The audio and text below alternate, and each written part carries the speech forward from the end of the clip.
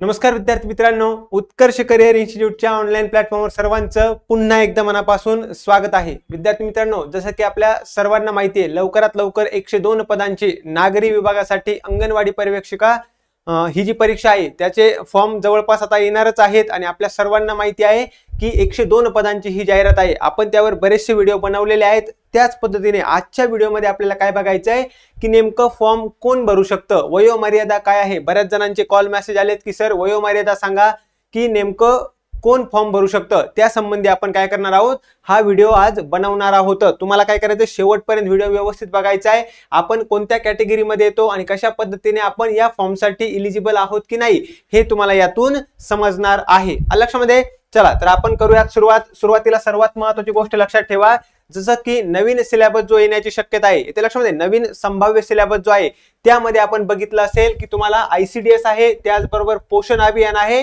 आणि संगणक ज्ञान हे नवीन आता विषय ऍड होत आहेत। तर या विषयाची तयारी कशी करायला हवी, या विषयाचा विद्यार्थी मित्रांनो नेमका अभ्यासक्रम काय आहे आणि आपण जास्तीत जास्त मार्क्स यामध्ये कसे मिळवू शकतो, कारण आपण जर बघितलं तर 40 प्रश्न या विषयावर येणार आहेत। लक्षात ठेवा, 40 प्रश्न म्हणजे खूप जास्त खूप मोठं वेटेज आहे। 40 प्रश्न म्हणजे 80 गुण आहेत। मग या विषयाची तयारी जर तुम्हाला परिपूर्ण पद्धतीने करायची असेल, व्यवस्थितपणे करायची असेल, डिटेल मध्ये अभ्यास करायचा असेल, जास्तीत जास्त प्रश्न उत्तरांचा सराव हवा असेल तर तुम्ही काय करू शकता, उत्कर्ष करिअर इन्स्टिट्यूटची ही बॅच जॉईन करू शकता। ही स्पेशल बॅच आहे ज्यामध्ये आपण हे 3 विषय काय करणार आहोत, एकत्रित शिकवणार आहोत।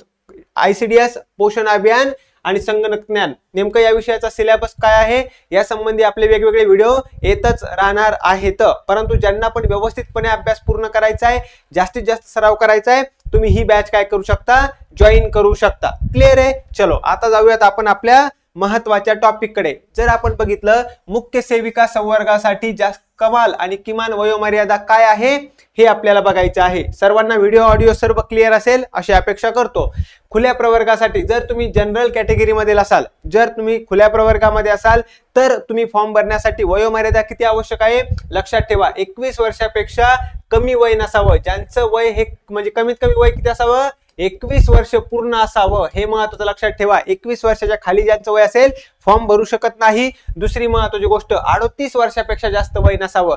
म्हणजे खुल्या प्रवर्गासाठी जर आपण बघितलं तर कमीत कमी वय असावं लागतं 21 वर्ष आणि जास्तीत जास्त वय किती असावं लागेल, 38 वर्ष। 21 ते 38 या वयोगटातील ज्या पण महिला असतील खुल्या प्रवर्गातील त्या काय करू शकतात, हा फॉर्म भरू शकतात। क्लिअर आहे। चलो मागासवर्गीय उमेदवारांसाठी बघूयात। आता मागासवर्गीय उमेदवारांसाठी जर बघितलं तर कमीत कमी वय किती असणं आवश्यक आहे, 21 वर्ष। म्हणजे खुल्या प्रवर्गासाठी सुद्धा कमीत कमी 21 वर्ष, मागासवर्गीयांसाठी सुद्धा कमीत कमी 21 वर्ष आणि पुढे जर बघितलं तर वय हे 43 पेक्षा जास्त नसावं। म्हणजे मागासवर्गीय प्रवर्गातील महिला ज्यांचं वय कमीत कमी 21 असेल आणि जास्तीत जास्त किती 43 असेल त्या सर्व फॉर्म भरू शकतात। परंतु सर्वात महत्त्वाची गोष्ट लक्षात ठेवायची, यासाठी आपण नॉन क्रिमिलेअर मध्ये असणं आवश्यक आहे। येत्या लक्षामध्ये जर आपल्याकडे आपण जर उन्नत प्रगत गटामध्ये क्रिमिलेअर गटामध्ये मोडत असाल, मग तुम्ही जरी मागासवर्गीय असेल तरी सुद्धा तुम्हाला ही सवलत मिळणार नाही। मग अशा महिलांना काय करावं लागेल, खुल्या प्रवर्गातून फॉर्म हा भरावा लागेल। हे आपल्याला सर्वांनी लक्षात घेण्याचा प्रयत्न करायचा आहे। क्लिअर आहे। जर बघितलं आपण पदवीधर अंशकालीन उमेदवार असाल आपण, तर यांच्यासाठी पदवीधर अंशकालीन उमेदवारांसाठी लक्षात ठेवायचं आहे कमाल वयोमर्यादा 55 वर्ष राहील। जर तुम्ही या प्रवर्गामध्ये मोडत असाल, पदवीधर अंशकालीन उमेदवारांमध्ये जर आपण मोडत असाल तर आपलं वय जास्तीत जास्त किती असणं आवश्यक आहे, 55 वर्षापर्यंतच्या सर्व महिला हा फॉर्म 100% भरू शकतात। आले लक्षात। सर्व डिटेल मध्ये बघणार आहोत। पुढे जर बघितलं स्वातंत्र्य सैनिकांचे पाल्य सन 1991 ची जनगणना कर्मचारी व सन 1994 नंतर निवडणूक कर्मचारी यांच्यासाठी लक्षात ठेवा, जर तुम्ही स्वातंत्र्य सैनिकांचे पाल्य असाल, जर तुम्ही 1991 चे जनगणनेचे कर्मचारी असाल किंवा जर तुम्ही 1994 नंतर निवडणूक कर्मचारी असाल तर तुमच्यासाठी वयोमर्यादा किती असणार आहे, तर तुमची कमाल वयोमर्यादा किती आहे विद्यार्थी मित्रांनो, 45 वर्ष राहणार आहे। हे सर्वांनी महत्त्वाचं लक्षात ठेवायचंय। बघा बरं का, सर्वात महत्त्वाचं काय, मग तुम्ही या गटामध्ये मोडताय, मग तुम्ही खुल्या प्रवर्गातील असाल किंवा तुम्ही मागासवर्गीय असाल, म्हणजे तुम्ही जनरल कॅटेगरी असाल किंवा तुमचं रिझर्वेशन मध्ये असाल, तुम्हाला वयोमर्यादा किती असणार आहे, 45 वर्ष इतकीच राहणार आहे। यासाठी वेगळं काहीही तुम्हाला एक्स्ट्राची सवलत मिळणार नाही। जसं खुल्या प्रवर्गासाठी आपण म्हणतो ना 38 वर्ष, मागासवर्गीयांसाठी 43 वर्ष, तसं या कॅटेगरीमध्ये नाही। मग तुम्ही खुल्या प्रवर्गातील असू द्या, मागासवर्गीय असू द्या, 45 वर्ष इतकीच वयोमर्यादा राहणार आहे. कोणत्या? या क्रमांक 4 मधील जो पण प्रवर्ग आहे त्यांच्यासाठी ही गोष्ट सांगतोय मी. पुढे जर आपण बघितलं, पुढे खेळाडू उमेदवारांसाठी काय लक्षात ठेवायचं आपल्याला? महत्वाचं 43 वर्ष तुमचं किती आहे? वयोमर्यादा आवश्यक आहे. मग यामध्ये सुद्धा काय लक्षात ठेवायचं? तुम्ही मागासवर्गीय प्रवर्गातील असू द्या किंवा खुल्या प्रवर्गातील असू द्या, जर तुम्ही खेळाडू या कॅटेगरी मधून फॉर्म भरत असाल तर तुम्हाला वयोमर्यादा किती? 43 वर्ष इतकी वयोमर्यादा राहील. हे सर्वांनी समजून घेण्याचा प्रयत्न करायचा आहे. पुढे जर बघितलं, दिव्यांग उमेदवारांसाठी, जर आपण दिव्यांग असाल तर आपल्याला सरसगट किती वयोमर्यादा असणार आहे?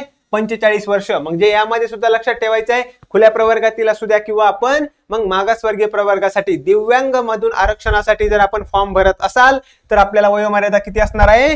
45 वर्ष इतकी वयोमर्यादा असणार आहे. हे सुद्धा सर्वांनी लक्षात ठेवायचं आहे. क्लिअर आहे? चलो, प्रकल्पग्रस्त भूकंपग्रस्त उमेदवार असाल तरी त्यासाठी सुद्धा आपल्याला काय करायचं? लक्षात ठेवायचं आहे, 45 वर्ष आपली इतकी वयोमर्यादा असणार आहे. किती? 45 वर्ष. आता सर्वात महत्वाचं काय आहे, मी हे का सांगतोय? आपण काय करायचंय, फॉर्म भरताना आपण कोणत्या प्रवर्गामध्ये येतो, कोणत्या कॅटेगरी मधून आपल्याला फॉर्म भरायचा आहे याची सर्वांनी अगोदर काय करून घ्या? खात्री करून घ्या. बरोबर आहे की नाही? आपल्याकडे सर्व डॉक्युमेंट्स आहेत की नाही? आपल्याकडे डॉक्युमेंट सुद्धा आवश्यक आहे बरं का. फॉर्म भरताना ज्या प्रवर्गातून फॉर्म भरण्याचा आपण प्रयत्न करतोय त्याचे डॉक्युमेंट सुद्धा आपल्याकडे असणं आवश्यक आहे. अतिशय महत्वाची ही गोष्ट सर्वांनी लक्षात ठेवायची आहे. माजी सैनिक, जर आपण माजी सैनिक असाल तरी सुद्धा विद्यार्थी मित्रांनो आपल्यासाठी वयोमर्यादा किती आहे? 45 वर्ष इतकी राहील. परंतु यासाठी आपल्याला सशस्त्र दलातील सेवेचा कालावधी अधिक 3 वर्ष ही अट आपल्याला काय करावं लागणार आहे?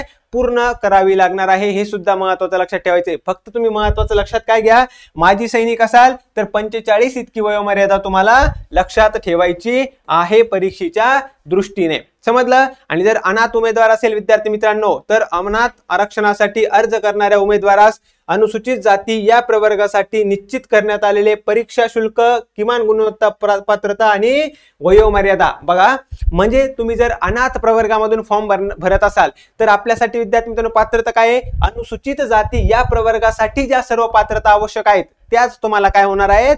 लागू होणार आहेत. हे महत्वाचं लक्षात ठेवायचं आहे. समजतंय सर्वांना? तर या व्हिडिओमध्ये आपण एकदम फास्ट मध्ये काय बघण्याचा प्रयत्न केलाय, कोणत्या कॅटेगरीसाठी किती वयोमर्यादा आहे. आता तुम्हाला काय करायचंय, आपण कोणत्या कॅटेगरी मध्ये येतो ते बघायचंय आणि फॉर्म भरताना या सर्व गोष्टी काळजीपूर्वक विचार करून फॉर्म भरायचा आहे. क्लिअर आहे? चलो, ज्याही विद्यार्थी मित्रांना बॅच जॉईन करायची आहे 15 तारखेपासून आपली काय होते? नवीन बॅच चालू होते. जर तुम्हाला यामध्ये डिटेलमध्ये अभ्यास करायचा असेल, उत्कर्ष करिअर इन्स्टिट्यूटची बॅच नक्की जॉईन करा. सर्व विषय डिटेलमध्ये शिकवले जातील, जास्तीत जास्त रिव्हिजन घेतली जाईल, त्यानंतर प्रश्न उत्तरांचा जास्त सराव करून घेतला जाईल आणि महत्वाचं म्हणजे टेस्ट सिरीज असेल, PDF नोट्स असतील तुम्हाला प्रोव्हाइड केल्या जातील. ज्यांना बॅच जॉईन करायची आहे त्यांनी आपल्या या दिलेल्या नंबरवर 96 89 66 56 11 या नंबरवर कॉन्टॅक्ट करा. युट्यूबवर आपले फ्री डेमो लेक्चर आहेत, ऍप डाउनलोड करा, ऍपवर फ्री डेमो लेक्चर आहे.